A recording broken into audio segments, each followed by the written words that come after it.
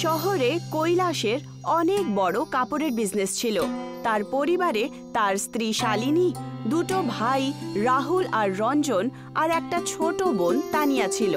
কিন্তু কৈলাস সবচেয়ে বেশি ভালোবাসত নিজের চাকর কৃষ্ণাকে। কৃষ্ণা তাদের খুব বিশ্বাসী চাকর ছিল। ও কৃষ্ণাকে নিজের ছোট ভাই মানত। কৃষ্ণা নিজের মালিক কৈলাসের প্রত্যেক কাজে সহায়তা করত, কিন্তু কৈলাসের দুটো ছোট ভাই কোনো কাজকর্ম করত না। ওরা সারা দিন কৈলাসের টাকা দু হাত দিয়ে লুটাতো। একদিন কৃষ্ণা কৈলাসকে বলে, ছোট মালিক, আপনি রাহুল বাবু আর রঞ্জন বাবুকে কেন বোঝান না বলুন তো? আপনি সারা দিন এত পরিশ্রম করেন আর আপনার সেই পরিশ্রমের পয়সা এইভাবে ওরা জলাঞ্জলি করছে। আরে কৃষ্ণ, তোকে আমি কি করে বোঝাই বলতো? আমার মা মারা যাবার আগে আমাকে দিয়ে কথা নিয়ে নিয়েছিলেন যে ওদের যেন কোনো রকম কষ্ট যেন না হয়, আর সেই জন্য ওদের আমি কোনো কথা বলতে পারি না। কিন্তু মালিক, এইভাবে চললে তো সব শেষ হয়ে যাবে। ওরে না রে না, তুই খুবই ভোলা কৃষ্ণ। ওরা আস্তে আস্তে সব কাজকর্ম শুরু করে দেবে, তুই একদম চিন্তা করিস না। আচ্ছা, আমার কথাটা মন দিয়ে শোন। আজকে রাত্রে ফিরতে আমার অনেক দেরি হবে। আজকে অনেক ব্যবসায়ীদের সাথে আমাদের মিটিং আছে, আর সেখানে আমাদের ডাকা হয়েছে, বুঝেছো? ঠিক আছে মালিক, যত রাত্রি আপনি আসুন না কেন, আমি জেগেই থাকবো আপনার জন্য। কিন্তু কেন? মালিক, আপনাকে তো খাবার গরম করে দিতে হবে না? কৃষ্ণার কথা শুনে কৈলাস হাসতে হাসতে নিজের গাড়ি দিয়ে অফিসে চলে যায়। মিটিংয়ে শহরের আরও একজন বড় ব্যবসায়ী রাজন কাসানাও বসেছিলেন। সমস্ত ব্যবসায়ীরা তার ওপরে চুরির আরোপ লাগিয়ে দিয়েছিল। মিটিংয়ে কৈলাস নিজের সমস্ত ব্যবসায়ী ভাইদের বলে, তোমরা সবাই চিন্তা করো না, এই নিয়ে সিদ্ধান্ত আমি এক সপ্তাহ পরে নেব। এবার তোমরা সবাই তোমাদের কাজে চলে যেতে পারো। মিটিং শেষ হওয়ার পর রাজন কাসানা হাসতে হাসতে কৈলাসের কাছে এসে বলে, আচ্ছা, আপনার কি মনে হয় কৈলাস বাবু, এই ব্যবসায়ীরা আমার ওপরে যে অপবাদ দিয়েছে সেটা সঠিক নাকি ভুল? খুব সহজ সরলিত ব্যাপার রাজন। ব্যবসায়ীদের সমস্ত পয়সা আপনার সিক্রেট ব্যাংক অ্যাকাউন্টেই তো রাখা হয়, তাই না? যদি অ্যাকাউন্ট থেকে পয়সা কম হয়ে থাকে তাহলে সেই দোষ তো আপনার নামেই যাবে, তাই না? আমি ব্যাংকের ম্যানেজারের সাথে কথা বলে নিয়েছি। এক সপ্তাহের মধ্যে এটা জানতে পারা যাবে যে আপনার ওপরে যে অপবাদ দেওয়া হলো সেটা সঠিক নাকি ভুল। দেখুন কৈলাস বাবু, আমি আপনাকে মিথ্যে বলবো না। এটা সত্যি যে ওই ব্যবসায়ীদের 100 কোটি টাকা আমি চুরি করে নিয়েছি। যদি ওই ব্যবসায়ীদের সামনে আমাকে নির্দোষ প্রমাণ করতে পারেন তাহলে তার থেকে 50 কোটি আমি আপনাকে দেবার জন্য রাজি আছি। রাজনের কথা শুনে কৈলাস খুব বাজেভাবে ক্রোধিত হয়ে ওঠে। ও একটা জোরদার থাপ্পড় রাজনের গালে দিয়ে দেয়। তোমার লজ্জা হওয়া উচিত রাজন, এবার তোকে আমি জেলে পাঠিয়েই দম নেব। হ্যাঁ, এইটুকু বলে কৈলাস ওখান থেকে চলে যায়। রাজন কাসানা রাগের চোটে দাঁত পিষতে পিষতে বলে, তোকে আমি ওই অবস্থাতে থাকতেই দেব না যে তুই আমাকে জেলে পাঠাতে পারবি। রাজন কাসানা একটা অপরাধী প্রবৃত্তির লোক ছিল। সে নিজের সমস্ত গুন্ডাদেরকে ডেকে বলে, আজকে রাত্রে তোমরা সবাই কৈলাসের ফ্যাক্টরিতে আগুন লাগিয়ে দাও। আমি খবর পেয়েছি যে কিছুক্ষণ আগে কৈলাস কোটি কোটি টাকার মালপত্র নিজের ফ্যাক্টরিতে গিয়ে রেখেছে। ও এখনো পর্যন্ত সেই মালপত্রের ইন্স্যুরেন্স করায়নি। ফ্যাক্টরি জ্বলার পরে কৈলাস রাস্তায় নেমে আসবে। রাজন কাসানার গুন্ডারা সেই রাত্রিবেলায় কৈলাসের ফ্যাক্টরিতে আগুন লাগায়। কৈলাসের ফ্যাক্টরি পুড়ে ছাই হয়ে যায়, আর তার সাথেই তার ভেতরে রাখা কোটি টাকার মালপত্র। কৈলাস রাস্তায় চলে আসে।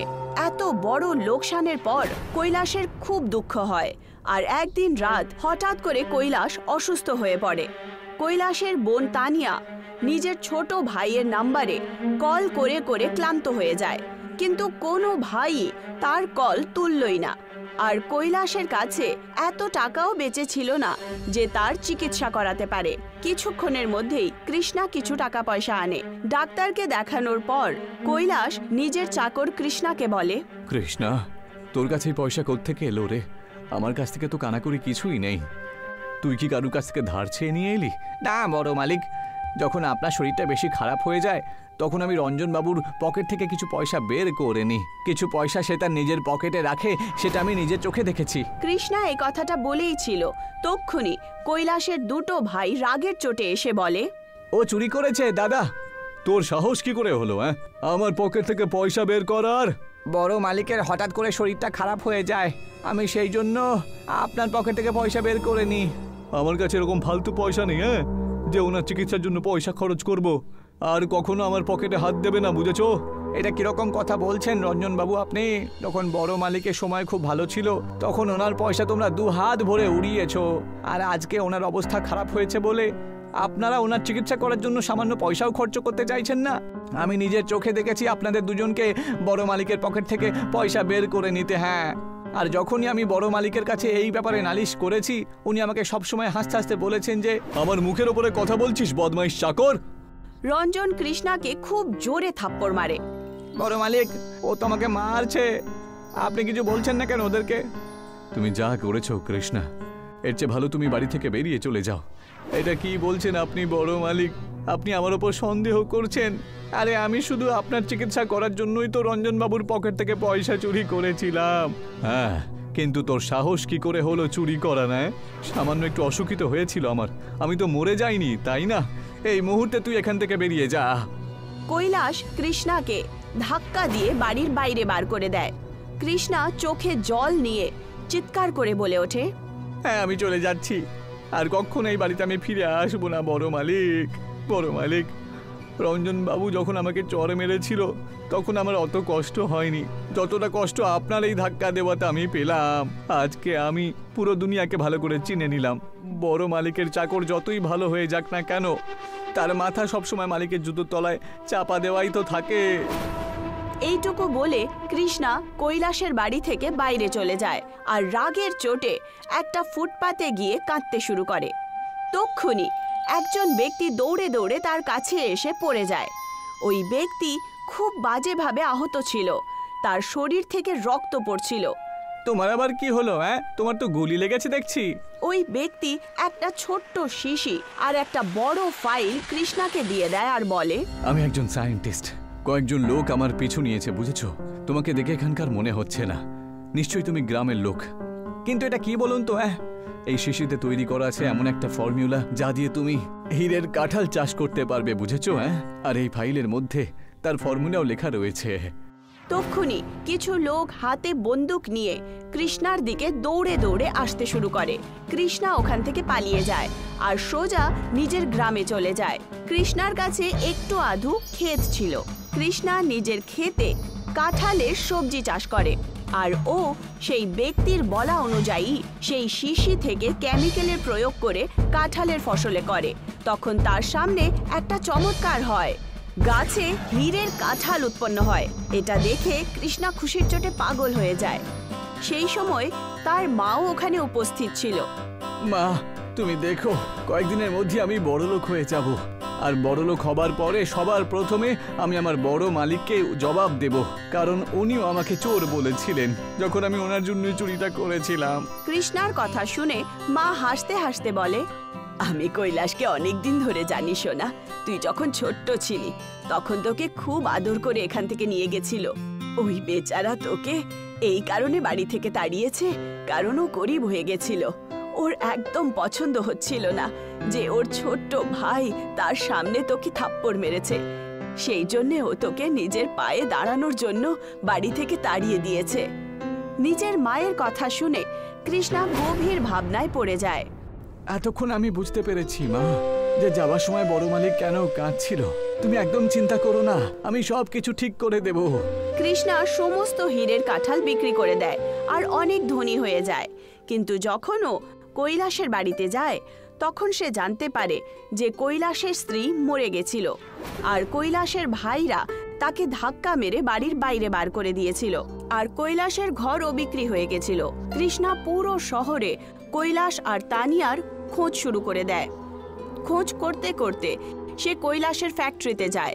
ফ্যাক্টরির একটা পুরনো মজদুর কৃষ্ণাকে বলে, কৈলাস বাবুর সাথে খুবই অন্যায় হয়েছে কৃষ্ণা, তোমার আসতে একটু দেরি হয়ে গেছে, বুঝেছো? আমাকে শুধু একবার বলো যে বড় মালিক কোথায় আছে, মাত্র একবার আমাকে বলো। জানো কৃষ্ণা, আমি আমার জীবনে আজ পর্যন্ত কৈলাস বাবুর মতন সৎ লোক দেখিনি। আসল ব্যাপারটা হলো যে কৈলাস বাবুর ফ্যাক্টরিতে আগুন লাগেইনি, বুঝতে পেরেছো তুমি? আগুন লাগানো হয়েছিল। এসব কি বলছেন আপনি? আমি একদম ঠিক কথাই বলছি কৃষ্ণ, আর অন্য কেউ নয়, বরং রাজনের গুন্ডারাই লাগিয়েছিল আগুনটা। শুধু একটা জিনিস আমি বুঝতে পারছি না কিছুতে, যে ওরা ফ্যাক্টরির মধ্যে আগুন লাগানোতে কি করে সফল হলো ওরা, আমি ঠিক বুঝলাম না। আরে কৈলাসবাবু নিজের ফ্যাক্টরিতে এমন ধরনের গ্যাজেট লাগিয়েছিল যে যদি ফ্যাক্টরির সামনে কেউ স্মোকিং করতো তাহলে ফ্যাক্টরির সাইরেন বেজে উঠতো, কিন্তু সেই রাত বেজে ওঠেনি। ঈশ্বর যেন রাজন কাসানাকে কখনো ক্ষমা না করেন। এইটুকু বলে ওই মজদুর ওখান থেকে চলে যায়। কিন্তু কৃষ্ণা নিজের খোঁজ জারি রাখে। একদিন কৃষ্ণা নিজের কারে কৈলাসকে খোঁজ করছিল। তক্ষুনি তার নজর পড়ে রঞ্জন আর রাহুলের ওপর, যে কৈলাসের সবচেয়ে বড় শত্রু রাজন কাসানার সাথে বসেছিল। কৃষ্ণা তাদের কারের পিছু নিয়ে নেয় আর তাদের অফিসে পৌঁছে যায় আর চুরি করে তাদের কথা শুনতে শুরু করে। রঞ্জন আর রাহুল রাজন কাসানার সাথে কথা বলছিল। আপনাকে মানতেই হচ্ছে রাজন কাসানা বাবু, আপনি দাদার ফ্যাক্টরিতে আগুনটা লাগিয়ে দিলেন, আর ভাইয়া কিছু জানতেও পারলো না যে ওই আগুনটা আপনি লাগিয়েছিলেন। কৈলাস তো এটাও জানে না যে ওনার ফ্যাক্টরিতে আগুন লাগানো সাহায্য করার জন্য তার নিজের ভাই আমার কাছে এসেছে। 50 কোটি টাকার মতন টাকার জন্য যে কোনো নিজের ভাই নিজের দাদাকে মারতেই পারে, আর কৈলাস তার উপরে আমাদের সৎ দাদা ছিল, তাই না? তক্ষুনি কৃষ্ণা ওই তিনজনের সামনে এসে দাঁড়িয়ে পড়ে। ওরা তিনজন কৃষ্ণাকে দেখে খুব ভয় পেয়ে ওঠে। কৃষ্ণা, তুই এই দামি দামি জামা কাপড় কোত্থেকে পরলি?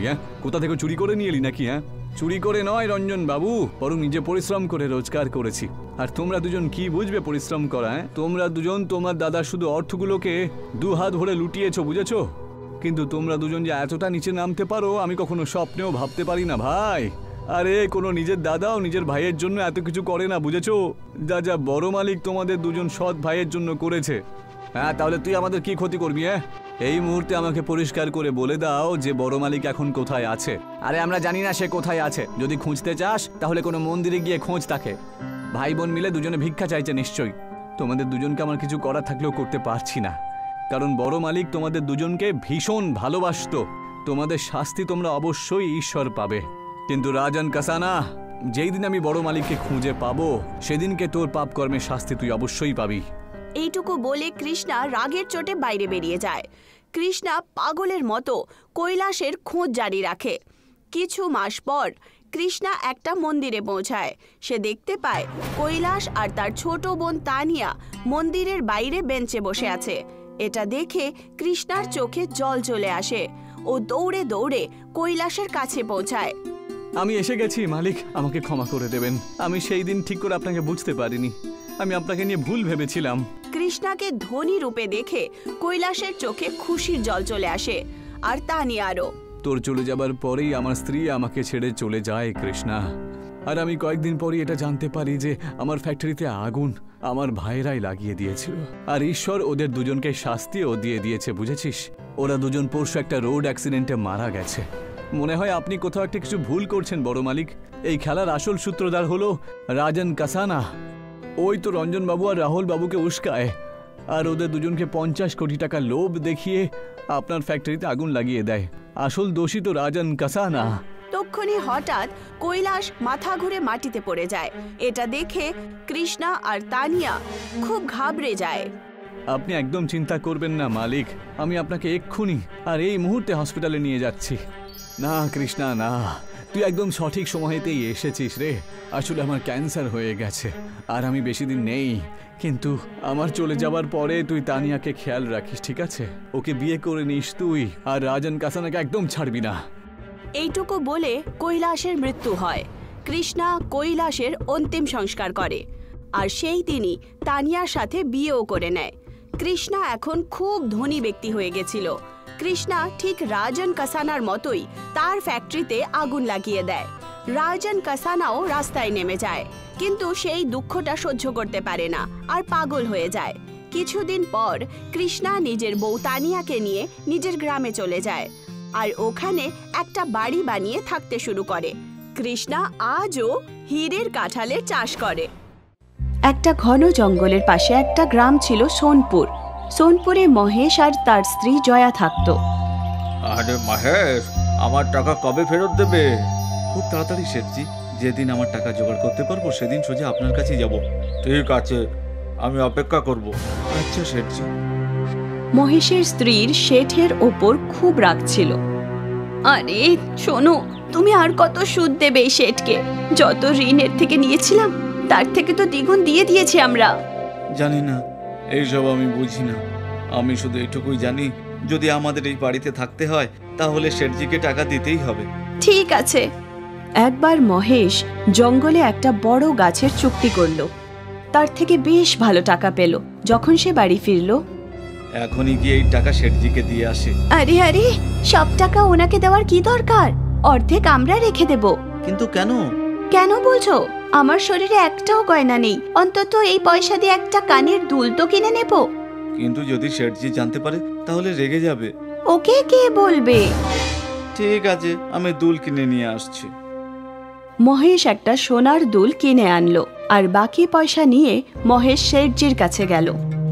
আরে বাবা, আজকে তো তোর রোজগার ভালোই হয়েছে। হ্যাঁ শেঠজি, তুই যদি এরকম সততার সাথে পয়সা এনে দিস তাহলে তাড়াতাড়ি তোর বাড়ি হয়ে যাবে। আর কত টাকা দিতে হবে শেঠজি? মাত্র 20,000 টাকা। ঠিক আছে, আশা করছি তাড়াতাড়ি দিয়ে দেবো। মহেশ ওখান থেকে বাড়ি ফিরে এলো। আমার দুল এনেছো? হ্যাঁ, এই নাও। কিন্তু আমার মনে হচ্ছে শেঠজিকে টাকাটা দিয়ে দেওয়া উচিত ছিল। সেটা কেন? মাত্র 20,000 তো বাকি আছে। এই দুলটা না আনলে 10,000ই বাকি থাকতো। ঠিক আছে, পরের বার টাকা পেলে দিয়ে দিও। এখন আমি এই দুলটা পরছি। দুল পরে জয়া খুব খুশি হলো। সে নিজের সোনার দুল দেখাতে প্রতিবেশীর কাছে গেল। ও শিলা, দেখ, আমার স্বামী আমার জন্য সোনার দুল কিনে এনেছে। এটা তো খুবই সুন্দর দিদি, তাই না? জয়া গ্রামের সব মহিলাকে নিজের দুল দেখালো। রাতে যখন জয়া শুয়েছিল তখন একটা চোর জয়ার দুল চুরি করে আর পালিয়ে গেল। পরের দিন সকালে, হে ভগবান, আমার কানের দুল! হে ভগবান, আমার দুলগুলো চুরি হয়ে গেছে। তুমি কাকে দুলগুলো দেখিয়েছিলে? কাউকে না, শুধু শিলাকে, বিমলাকে, প্রভাকে। সারা গ্রামে তো ঢাক বাজিয়ে দিয়েছো আর বলছো কাউকে দেখাওনি। তোমার বুদ্ধি তো হাঁটুতে আছে। তার থেকে তো ভালো হতো আমি এই টাকাটা শেঠজিতে দিয়ে দিতাম। বোকা মহিলা।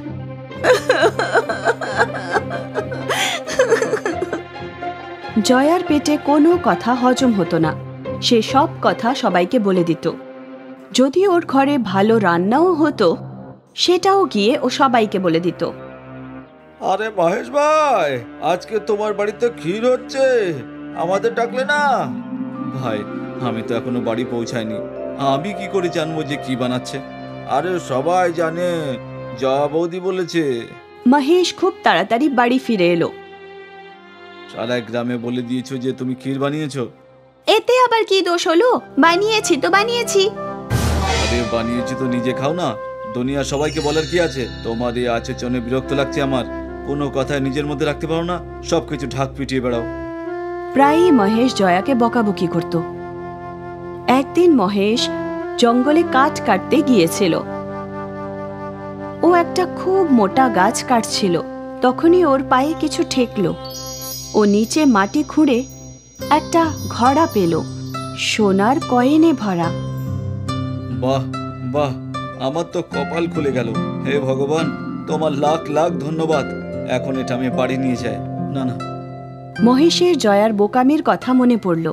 আমি যদি এই ঘোড়াটাকে বাড়ি নিয়ে যাই তাহলে জয়া সবাইকে বলে দেবে যে বাড়িতে সোনার ঘোড়া আছে আর সবকিছু চুরি হয়ে যাবে। না না, আমি সেটা হতে দেবো না। মহেশ চিন্তায় পড়ে গেল যে ও কি করবে। ওর মাথায় একটা পরিকল্পনা এলো। মহেশ ঘোড়াকে ওখানেই মাটিতে পুঁতে দিল আর তার উপরে একটা পাতা রেখে দিল। তারপর মহেশ নদীর কাছে গেল আর নদী থেকে অনেকগুলো মাছ ধরল। ওই মাছগুলোকেও একটা গাছে ঝুলিয়ে দিল। তারপর একটা গাছে অনেকগুলো রুটি রেখে দিল। পুরো গাছটা রুটি দিয়ে ভরে গেল আর তারপর সে নিজের বাড়ি ফিরে গেল। জয়া, চলো আমার সাথে। কোথায় যেতে হবে? আমি জঙ্গলে একটা ঘোড়া পেয়েছি যাতে সোনার কয়েন আছে। ঘোড়াটা অনেক বড়। তুমি আমার সাথে চলো, আমরা দুজনে মিলে ঘোড়াটা নিয়ে আসবো। হ্যাঁ হ্যাঁ, চলো। সোনার কয়েনের ঘোড়া, বাবা! জয়া আর মহেশ দুজনেই জঙ্গলে চলে গেল। জঙ্গলে পৌঁছে জয়া সেই গাছটা দেখল। হে ভগবান, রুটির গাছ! হ্যাঁ, কালকে তো এই গাছটা থেকে রুটির বৃষ্টি হচ্ছিল। এটা তো সাধারণ জঙ্গল না, বরং একটা জাদুর জঙ্গল। কিছুটা যাওয়ার পরে জয়া সেই গাছটাও দেখল যেটাতে মাছ ঝুলছিল। মাছ হয়েছে আবার গাছে? হ্যাঁ, এটাকে ছাড়ো, আগে যাই। কিছুটা চলার পর মহেশ সোনার ঘোড়ার জায়গায় পৌঁছলো, যেখানে ও ঘোড়াটা পুঁতেছিল। সে পাতা সরালো। হে ভগবান, তুমি একদম ঠিক বলেছিলে। হ্যাঁ, কিন্তু এই কথাগুলো কাউকে বলো না। আমি কি পাগল নাকি যে আমি এইসব কাউকে বলবো? হ্যাঁ, সেটা তো আমি জানি। তার মানে? কিছু না, চলো বাড়িতে যাই। দুজনে বাড়ি ফিরল। জয়া, গিয়ে কুয়ো থেকে ঠান্ডা জল নিয়ে এসো। হ্যাঁ হ্যাঁ, অবশ্যই। জয়া ঘোড়া নিয়ে বাইরে গেল, আর মহেশ ঘরে গর্ত খুঁড়ে ওই সোনার কয়েনের ঘোড়াটা লুকিয়ে ফেলল। এদিকে কুয়োর পাড়ে জয়ার বন্ধু শিলার সাথে দেখা হলো। কি ব্যাপার, আজকে খুব খুশি? আর কি বলবো, আমাদের তো কপাল খুলে গেছে। এমন কি হলো? আমরা জঙ্গলে সোনার কয়েন ভরা ঘোড়া পেয়েছি। কি? তুই কাউকে বলিস না? হ্যাঁ হ্যাঁ। মহিলাদের কথা কোনোদিন থেমে থাকে? শিলা এই কথা আগুনের মতো ছড়িয়ে দিল। শেঠজিও এই কথাটা জানতে পেরে গেল, আর শেঠজি পুরো গ্রামবাসীর সাথে মহেশের বাড়ির বাইরে পৌঁছলো। আরে ও মহেশ, ও মহেশ, আরে বাইরে এসো। কি হয়েছে শেঠজি? তুমি জানো না কি হয়েছে? তুমি সোনার কয়েনের ঘোড়া পেয়েছো, সেটা তুমি সবার থেকে লুকোচ্ছ। সোনার কয়েনের ঘোড়া? তাও আবার আমি? এই কথা আপনাকে কে বলেছে? আর কে বলবে? তোমার বউ সব গ্রামের লোকেদের বলে বেড়াচ্ছে। শেঠজি, আমার বউয়ের মাথাটা একটুখানি কাটা। যদি মিথ্যে হয় তাহলে ওকেই জিজ্ঞাসা করুন যে কবে জঙ্গলে গেল আর কি কি হয়েছে। ঠিক আছে, যা বলো, জঙ্গলে কি কি হয়েছে? আমরা জঙ্গলে পৌঁছলাম। ওটা কোনো সাধারণ জঙ্গল নয়, জাদুই জঙ্গল। ওখানে একটা গাছে রুটি ঝুলছিল, অদ্ভুত ছিল। তারপর এগিয়ে গেলাম, একটা গাছে মাছ ঝুলছিল। তারপর যখন আমরা আরো এগিয়ে গেলাম, তখন আমরা ওখানে সোনার কয়েনের ঘোড়া পেলাম, যেটা আমরা বাড়ি নিয়ে এলাম। শুনলেন তো শেঠজি, যদি বিশ্বাস না হয় তাহলে আমার ঘরে খুঁজে দেখুন। বলা, গিয়ে দেখ ঘরে কিছু আছে কি নাকি। শেঠজির লোকেরা ঘরে খুঁজে দেখলো, কিন্তু ওরা সোনার কয়েনের ঘোড়া কোথাও পেল না। এবার তো আপনার বিশ্বাস হচ্ছে? আমার কাছে কোনো সোনা নেই শেঠজি। যদি থাকতো তাহলে আপনাদের না শোধ করে দিতাম না? সেটা তো ঠিকই। শেঠজির সাথে সমস্ত গ্রামবাসী চলে গেল। ওদের যাওয়ার পরে মহেশের মুখে হাসি ফুটলো। হ্যাঁ, এবার আরামে জীবন কাটাবো। অন্তত এখন আর জয়ের কথা কেউ বিশ্বাস তো করবে না।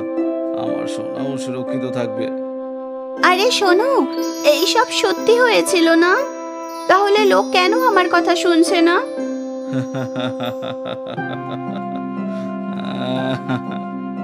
জয়া চিন্তিত ছিল, কিন্তু মহেশ খুশি হলো ওর সোনা সুরক্ষিত থাকলো বলে। চন্দ্রপুর গ্রামে বিশু আর বাবলু নামে দুজন কাঠুরে ছিল। দুজনেই প্রতিবেশী ছিল। বিশু খুব গরিব ছিল, তাও ও লোকেদের সাহায্য করত। এই নাও আম্মা। মা, তুই রোজ আমার মতো ভিখারিদের খেতে দিয়ে পেট ভরিয়ে দিস। ভগবান তোকে সারা জীবন সুখে রাখুক। বাবলুর বউ তারা সরলার ভালো মানুষকে পছন্দ করত না। ওই সরলা সবসময় ভালো মানুষই দেখায়, যখনই দেখি কাউকে না কাউকে সাহায্য করে। হ্যাঁ, বিশু ওই রকম। গ্রামের সব লোকেরা শুধু বিশুরই প্রশংসা করে থাকে। হ্যাঁ, যাকে দেখি বিশু আর সরলা, কেউ আমাদের দেখতেই পায় না। বাবলু আর তারা বিশু আর সরলার ওপর খুব হিংসা করত। বিশ্ব রোজ সকাল 6টার সময় জঙ্গলে কাঠ কাটতে চলে যেত। ওদিকে বাবলু অলস ছিল, আর ও সূর্য মাথা ওপরে ওঠার অবধি অপেক্ষা করত। এইবার তো উঠে পড়ো, আজ কাঠ কাটবে না নাকি? উঠে গেছি, চলে যাচ্ছি। দূর, এই রোজ রোজ জঙ্গলে যাও আর কাঠ কাটো। তুমি জঙ্গলে গিয়ে কাঠ না কাটলে আমাদের সংসার কিভাবে চলবে? আমি তো এই রকম জীবনের উপর একেবারে হাঁপিয়ে উঠেছি। বাবলুর কাজ করার একটুও ইচ্ছে ছিল না, তাও ও কাঠ কাটতে জঙ্গলে যেত। বিশ্ব সকাল থেকে সন্ধ্যা অবধি একটা বড় গাছ কেটে ফেলতো, আর ওদিকে বাবলু ছোট ছোট গাছের গুড়ি কেটে ব্যবসায়ীর দোকানে চলে যেত। ব্যবসায়ী বড় গাছের জন্য ভালো দাম দিত, ওদিকে ছোট ছোট গুড়ির কম দাম পাওয়া যেত। যখন ব্যবসায় বিশুকে বেশি টাকা দিত তখন বাবলুর খুব রাগ হতো। ওই বীরজু সবসময় আমার থেকে বেশি টাকা রোজগার করে, পরের বার আমিও ওর মতো বড় বড় গাছ কাটবো আর আমিও ওর থেকে বেশি টাকা রোজগার করব। পরের দিন বিশু রোজকার মতোই জঙ্গলে চলে গেল আর ওর পিছু পিছু বাবলু ও গেল। বিশু যেদিকে গেল বাবলু ওর পেছন পেছন গেল। বিশু আর বাবলু গভীর জঙ্গলে গেল। এখানে বিশু একটা বড় গাছ দেখতে পেল। এই গাছটা কাটলে অনেক লাভ হবে, আজকে এটাই কাটার চেষ্টা করি। বাবলু একটা বড় গাছ খুঁজে নিল আর ও কাটতে শুরু করে দিল। আজ বিশুর আগে আমি গাছ কাটবো আর বেশি লাভও কামাবো। বিশু গাছের সামনে হাত জোড় করে প্রার্থনা করলো আর তারপর ওর কুঠার তুলল। কিন্তু যখনই বিশু কুঠার দিয়ে গাছ মারতে গেল ওই গাছ কথা বলল। দাঁড়াও, আমি একটা জাদু গাছ। আর বলার পরে পুরো গাছ সোনার হয়ে গেল। সোনার গাছের আলোতে বিশুর চোখ ঝলসে গেল। আমি জানি যে তুমি একজন কাঠুরে আর গাছ কেটে তোমার সংসার চলে, কিন্তু আমায় ছেড়ে দাও, তার বদলে আমি তোমায় সোনার ফল দিচ্ছি, এতে তোমার সারা জীবন ভালোভাবে কেটে যাবে। ধন্যবাদ, এত সোনা দিয়ে তো আমি সবাইকে সাহায্য করতে পারবো। আর কখনো যদি টাকার দরকার হয় তাহলে ফিরে এসো, তোমার মতো ভালো মানুষকে সাহায্য করলে আমি খুশি হব। ধন্যবাদ। বিশু ওই সব সোনার ফল নিয়ে যেতে লাগলো। রাস্তায় বাবলু ওর হাতে সোনার ফল দেখে নিল। আরে আরে আরে, সোনার ফল, তাও আবার এতগুলো! মনে হচ্ছে বিশু কোনো জাদু গাছ পেয়েছে। আমার সোনার ফল চাই, আমি ওই সোনা দেওয়া গাছকে খুঁজেই ছাড়বো। এই উদ্দেশ্য নিয়ে বাবলু ওর কুঠোর তুললো আর সব গাছে কুঠার দিয়ে মেরে যাচাই করলো। এটাও না, এটাও না, এগুলো তো সব সাধারণ গাছ। ওই জাদু গাছ কোথায় আছে? বেজু এই রাস্তা দিয়ে এসেছিল, আমার ওই পায়ের ছাপ খোঁজা উচিত। বিশুর পায়ের ছাপ খুঁজে খুঁজে বাবলু এই জাদু গাছের সামনে পৌঁছে গেল। পায়ের ছাপ তো এখানেই শেষ হচ্ছে, তার মানে এই সেই গাছ। বাবলু কিছু না ভেবেই ওর কুঠার তুলল। দাঁড়াও, কে বললো? আমি কোনো সাধারণ গাছ না। এত সোনা, আমি যদি পুরো গাছ কেটে ফেলি তাহলে আমি এই পৃথিবীর সবচেয়ে ধনী ব্যক্তি হয়ে যাব। তুমি তো খুবই লোভী মানুষ মনে হচ্ছে। হ্যাঁ, আমি তোমায় কাটতে চলেছি। দাঁড়াও, আমি তোমায় সোনার ফল দিতে পারি। আমি কি বোকা নাকি যে ওইটুকু সোনার ফল নিয়ে যাব যখন আমার সামনে সোনার গাছ আছে? বাবলু কুঠার দিয়ে মারতে চাইলো। দাঁড়াও, আমি তোমাকে অনেক সোনা দিতে পারি, ভেবে দেখো। না না না, তোমাকে পুরোটা কেটে ফেলবো আর সোনা বিক্রি করে পৃথিবীর সবচেয়ে ধনী ব্যক্তি হয়ে যাব। বাবলু গুড়ির একদিক কাটার জন্য 2-3 বার মারার পরে ওই গুড়ির একটা টুকরো কেটে গেল। কিন্তু গাছ থেকে আলাদা হতেই ওই টুকরো সাধারণ গুড়িতে বদলে গেল। এ কি? তুমি আমায় একটুখানি কেটেছো, এবার দেখো। সোনার গাছটা জোরে জোরে তার ডাল নাড়ালো আর ওর ডাল দিয়ে বড় কাঁটা বেরোলো আর ওই কাঁটা দিয়ে গাছ বাবলুর ওপর আক্রমণ করলো। আরে কি করছো? তোর ভিতরে তো অনেক লোভ আছে না? আরেকবার গাছের কাঁটা গাছের ডাল থেকে বাবলুর শরীরে ঢুকে গেল।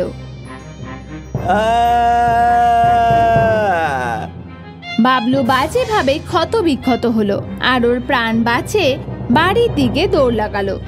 ক্ষত বিক্ষত বাবলু হোঁচট খেতে খেতে ওর বাড়িতে এলো। বিশু বাবলুকে পড়ে যাওয়া থেকে বাঁচালো। বাবলুর বউ ওর বাড়ির বাইরে এলো আর কাঁদতে লাগলো।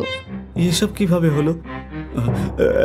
ওই জাদুর গাছ আমাকে আমার লোভের শাস্তি দিয়েছে গো। বাবলু বিশুকে পুরো ঘটনা বলল। হে ভগবান, এইসব কি হচ্ছে গো?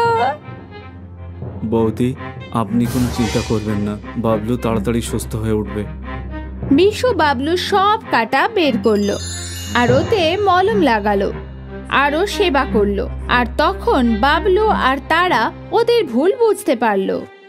ভাই, আমি তোমার ব্যাপারে খুব ভুল ভেবেছিলাম গো, আমায় ক্ষমা করে দাও। কোনো ব্যাপার না। আমরা দুজন তোমাদের দুজনের ওপর খুব হিংসা করতাম, কিন্তু আজ সরকারির সময় তোমরাই আমাদের কাজে এলে। আমরা কত ভুল ছিলাম।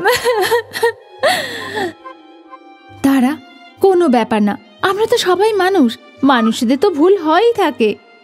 তোমরা দুজন নিজেদের ভুল বুঝতে পেরেছো, এটাই অনেক। বিশু ওই পাওয়া সোনা দিয়ে ওর সব গ্রামবাসীদের সাহায্য করলো। আর এখন বাবলুর তাতে কোনো আপত্তি ছিল না, না কোনো হিংসা ছিল। জাদু সোনার গাছ বাবলুকে বুঝিয়ে দিল যে ভালো মানুষই কি হয়। রামনাথ নিজের স্ত্রী সরিতার সাথে একটা গ্রামে যায়, যেখানে রাস্তায় একটা বড় বট গাছ দেখতে পায়, যার মধ্যে অনেকগুলো সোনার গয়না ঝুলেছিল। আর ওরা অবাক হয়ে গেল, আরে এটা বট গাছ নাকি কোনো গয়নার গাছ? দেখো না, এর মধ্যে কতগুলো সোনার গয়না ঝুলে আছে। আরে এখানে কেউ নেই, আমি তোমার জন্য 2-4টে গয়না পেরে নিয়ে আসছি। আরে বাপরে, আমাকে এইভাবে চড় মারলো কে? কি হয়েছে ভাই? তুমি এই গয়নাগুলো ছোঁয়ার সাহস করলে কি করে? ভালো হয়েছে যে তুমি বেঁচে গেছো, না হলে তোমাকে মেরেই ফেলতো একেবারে। মেরে ফেলতো? হ্যাঁ, এটা হলো জাদুর বট গাছ।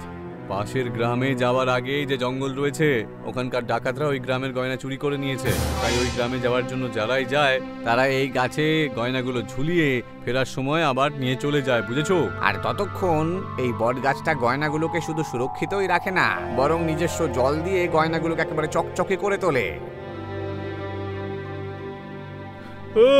আমি একেবারে নিঃস্ব হয়ে গেলাম। যদি তোমাদের কথা শুনে এই গাছে আমি গয়নাগুলো ঝুলিয়ে যেতাম, তাহলে ওই ডাকাতগুলো আমার গয়নাগুলো চুরি করতে পারতো না।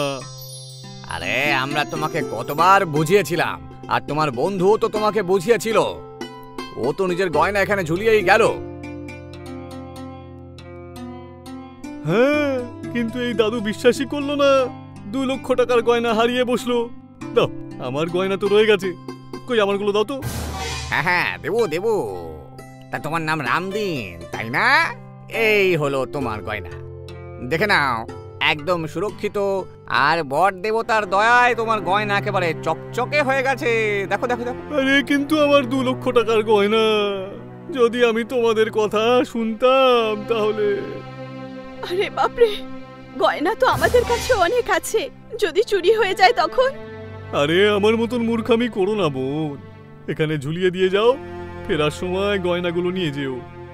ওনার কথা শুনে রামনাথ আর সরিতা নিজের গয়না বার করে গাছে ঝুলিয়ে দিয়ে নিশ্চিন্ত মনে ওখান থেকে চলে যায়।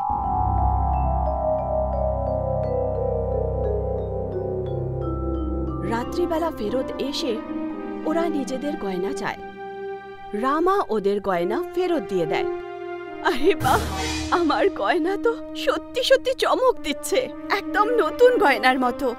হ্যাঁ, এবার যখনই তুমি আমাকে বলবে যে গয়নাগুলো চকচকে করে দিতে, আমি ওই গ্রামে যাওয়ার অজুহাতে এই গাছে গয়নাগুলোকে ঝুলিয়ে দিয়ে যাব। আমি তো আমার সমস্ত বান্ধবীদেরও বলবো নিজেদের গয়না যেন এই গাছেই ঝুলিয়ে দেয়। বাড়ি পৌঁছানোর পর ওরা এই খবরটা জানতে পারলো যে ওদের মেয়েকে দেখার জন্য পাত্রপক্ষ এই বাড়িতে আসছে। আরে বাপরে, এই পাত্রপক্ষের আতিথেয়তার জন্য তো আমাদের অনেক রকমের তৈয়ারি করতে হবে। হ্যাঁ, ছেলের বাড়ির লোকেরা অনেক বড় লোক, ওদেরকে স্বাগত জানানোর জন্য আমাদের কাছেও অনেক টাকা থাকা দরকার। কিন্তু সব টাকা তো কালকের গ্রামের বিয়েতে আমরা খরচা করে ফেলেছি। এবার কি করব? আমার কথা শোনো, এই গয়নাগুলো নিয়ে গিয়ে বন্ধক রেখে দাও। 5 লাখের গয়নার 1 লাখ নিয়ে এসো। সরিতার কথা শুনে রামনাথ গয়না নিয়ে একটা স্যাঁকড়ার দোকানে যায়, যেখানে স্যাঁকড়া ওকে 20,000 টাকা দেয়। সে কি কথা? 5 লক্ষ টাকার গয়নার দাম মাত্র 20,000? ওরে বাবা, এটা 5 লক্ষের নয় রে, 50,000 টাকার গয়না। এত সোনা মাত্র 50,000 টাকার? সোনা এত সস্তা হলো কি করে? আরে ভাই, সোনা সস্তা হয়নি তো, পেতল সস্তা হয়েছে। আরে ব্যাপারটা হলো যে এগুলো আসলে পেতলের গয়না, আর তার উপরে সোনার জল করা রয়েছে। স্যাঁকড়ার কথা শুনে রামনাথ আর বাড়িতে সরিতাও অবাক হয়ে যায়। এরকম কি করে হতে পারে? এই গয়না তো আমি বাড়ির থেকে নিয়ে এসেছিলাম। আরে আমিও তো আমার বংশগত জুয়েলারির কাছ থেকে বানিয়েছিলাম, আমার কাছে সমস্ত বিলও রয়েছে, বুঝেছো? এরকম কি করে হতে পারে? ওই স্যাঁকড়া মিথ্যে কথা তো বলছে না? হ্যাঁ, ও মিথ্যে বলে কি লাভ ওর, বলো তুমি? আমার মনে হয় যে আমাদের গয়নার সঙ্গে কেউ উল্টো পাল্টা করেছে। ওই যে সেই গয়নার গাছটা। সরিতার কথা শুনে রামনাথ ভেষ পাল্টিয়ে আবার সরিতার সাথে ওই গয়নার গাছের কাছেই চলে যায়, আর গয়নার গাছে নিজের গয়না ঝুলিয়ে ওখান থেকে চলে যায়। ওদের যাওয়ার পরই রামা ওই গয়না নামিয়ে স্যাঁকড়াকে দিয়ে দেয় আর বলে, এই ফ্যামিলি রাত্রেবেলা ফিরে আসবে, ততক্ষণে তুমি এটা নিয়ে যাও আর এটাকে বদল করে একটা সেম পিতলের গয়না বানাও, আর ওর উপরে সোনার জল করে দাও, আর ভালো করে চকচকে করে দিও, যাতে এটা দেখার পর কেউ যেন সন্দেহ করতে না পারে। এই যে বাছাধন, এবার তোমরা আর গয়নার গাছে নয়, জেলে গিয়ে থাকবে। আরে ইন্সপেক্টর বাবু, আপনি? হ্যাঁ বাছাধন, এই গয়না গাছের ব্যাপারটা কি বলো তো? সাহেব, এখান থেকে পেরিয়ে গিয়ে জঙ্গলের ভেতরে আমাদের লোকগুলোই ডাকাত সেজে ঘোরে, আর তাদেরই ভয় দেখিয়ে এখান থেকে যারা যায় তাদের গয়না নিয়ে এই গাছে ঝুলিয়ে দিই। আর যে সেটা করতে বারণ করে তার সামনে আমাদেরই 2 লোক চলে আসে, একজন নিঃস্ব হবার আর একজন বেঁচে ফেরার নাটক করে। আর ভয় পেয়ে সবাই এই গাছে গয়না ঝুলিয়ে চলে যায়, আর ওরা যেই চলে যায় সঙ্গে সঙ্গে সেই গয়না পেরে নিয়ে ওরকম আর একটা পেতলের গয়না বানিয়ে দিই, আর উপরে সোনার জল করে দিই, আর তাতে সেটা কেউ বুঝতেও পারে না, সন্দেহ করে না। আর অনেক বছর পরে যখন তারা সেসব জানতে পারে, তখন তো এই ঘটনা তারা ভুলেও যায় যে ওদের গয়না এই গাছের বদলে পাল্টে গেছে আর কি। হ্যাঁ, আমার মেয়েকেও যদি ছেলের বাড়ির লোকেরা দেখতে না আসতো, তাহলে আমিও তো অন্যদের মতনই এত তাড়াতাড়ি আমি আমার গয়না বন্ধক রাখতে যেতাম না, আর আমিও জানতে পারতাম না। দেখ, আমার গয়না ফিরিয়ে দিবি নাকি? হ্যাঁ, ফিরিয়ে দিচ্ছি। আর শুধু তোমারই নয়, আজ পর্যন্ত যার যার গয়না নিয়েছি আমরা সকলের গয়না ফিরিয়ে দেব। হ্যাঁ, আর দিব্যি খেয়ে বলছি, আর কখনো গয়না চুরি আমরা করব না, এইসব বন্ধ করে দেব। আমরা পুরো বুঝতে পেরে গেছি যে মানুষ অন্যায়ের পথ যতই বেছে নিক না কেন, কিন্তু শেষ পর্যন্ত তারা ধরা পড়েই যায়। একটা শহরে রবিশ একজন বড় ব্যবসায়ী ছিল। রবিশের মা বাবা গ্রামেই থাকতেন। মনীষা আর রোহিত ডিনার টেবিলে রবিশের জন্য অপেক্ষা করছিল। বাইরে থেকে হাসতে হাসতে রবিশও এসে গেল। কি হলো, কার ফোন ছিল? খুব খুশি মনে হচ্ছে। গ্রাম থেকে মার ফোন ছিল, আমাদের সবাইকে গ্রামে যেতে বলেছে। গ্রামে? এখন আমরা গ্রামে গিয়ে থাকবো? চিরদিনের জন্য না, যতদিন রোহিতের স্কুল বন্ধ আছে ততদিন আমরা গ্রামে থাকবো। এতদিন সময় আছে? আজকাল তো সবই ডিজিটাল, তাহলে চিন্তা কিসের? ওয়াও, খুব মজা হবে। এবার আমিও গ্রামে সবার মতো মজা করব, ক্ষেত দেখবো আর ঘুরে বেড়াবো। তাহলে ঠিক আছে, কাল সকালেই আমরা গ্রামে রওনা দেব। তিনজনই গ্রামে যাওয়ার জন্য প্যাকিং করে শুয়ে পড়ল। পরের দিন সকালে রবিশ, মনীষা আর রোহিতের সাথে রেডি হয়ে নিজেদের গাড়িতে করে গ্রামের দিকে রওনা হলো। কয়েক ঘন্টা পরেই ওরা গ্রামে পৌঁছে গেল। ওদের দেখে দাদু ঠাকুমা খুব খুশি হলো। এতদিন পরে গ্রামে এসেছো, রোহিত তো আমাদের ভালো করে চেনেও না। না না, আমি জানি, বাবা আমাকে রোজ তোমাদের কথা বলে। সবাই শুনে খুব হাসছিল। খাবার খেয়ে সবাই বিশ্রাম করলো, কিন্তু রোহিতের ঘুম আসছিল না। আমি গ্রামে ঘুরতে চাই, কিন্তু সবাই ঘুমিয়ে পড়েছে। এখন আমাকে একাই যেতে হবে। আমি খুবই এক্সাইটেড। রোহিত বাইরে গিয়ে ঘুরছিল। গ্রামে একটা বড় গাছের তলায় রোহিতের বয়সী কয়েকজন বাচ্চা খেলছিল। রোহিত ওদের কাছে গিয়ে কথা বলতে শুরু করলো। আমি গ্রামে ঘুরতে চাই। হ্যাঁ, তাহলে ঘোরো, আমার সাথে কেউ চলো। আমরা তোমার বন্ধু না?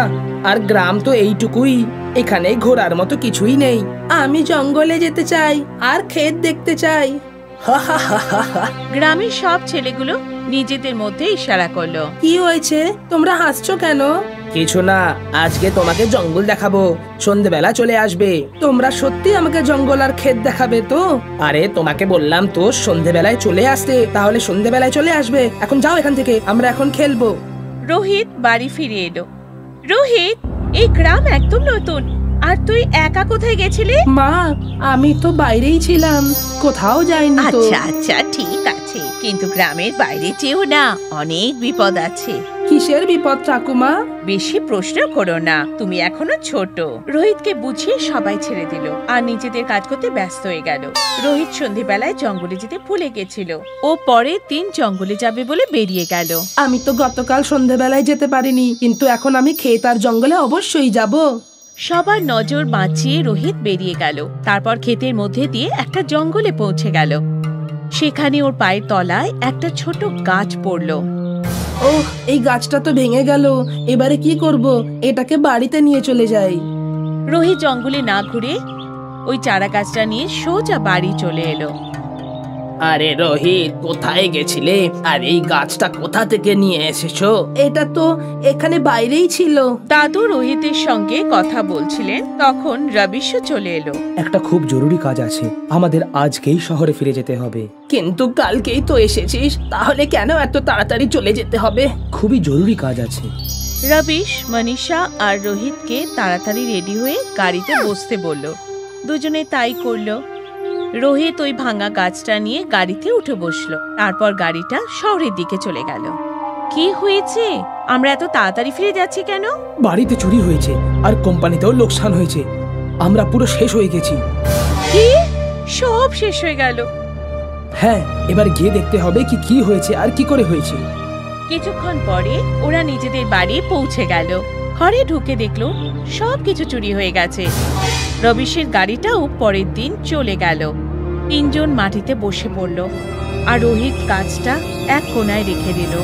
এবার আমরা কোথায় যাব? ভগবানের উপর বিশ্বাস রাখো, সবকিছু ঠিক হয়ে যাবে। কি হবে এবার? আমি তো কিছু বুঝতে পারছি না। একটু তো সময় দাও, সব ঠিক হয়ে যাবে। আমি ততক্ষণ গাছের ছিঁড়ে যাওয়া পাতাটা লাগানোর চেষ্টা করছি। রোহিত গাছটার কাছে গিয়ে দেখে চেঁচিয়ে উঠল, বাবা মা তাড়াতাড়ি এসো। আমার মাথাটা এমনিতেই খারাপ হয়ে আছে, তুমি কেন চেঁচাচ্ছ আবার? তুমি এসে দেখো এটা কি। দুজনে উঠে এসে গাছটাকে দেখে তাদের মাথা খারাপ হয়ে গেল, কারণ গাছটায় সোনার কয়েন ঝুলছিল। ওরা সব কটা কয়েন নিয়ে চারা গাছটাকে গার্ডেনে লাগিয়ে দিল। এ তো অবাক কাণ্ড হয়ে গেল। দেখলে ভগবান আমাদের কথা শুনেছেন। রাতে খাবার খেয়ে তিনজনে শুয়ে পড়লো। সকালে উঠে যখন দেখলো তখন অবাক হয়ে গেল, কারণ ওই গাছটা একটা বড় গাছ হয়ে গেছে আর সেই গাছে ফলের জায়গায় অনেক সোনার কয়েন ঝুলছিল। এসব দেখে ওদের খুশির কোনো শেষ ছিল না। ওরা সব কয়েনগুলো একসাথে জড়ো করলো। এখন রোজই গাছ থেকে সোনার কয়েন পাওয়া যাচ্ছিল। কিছুদিনের মধ্যেই ওরা অনেক বড়লোক হয়ে গেল।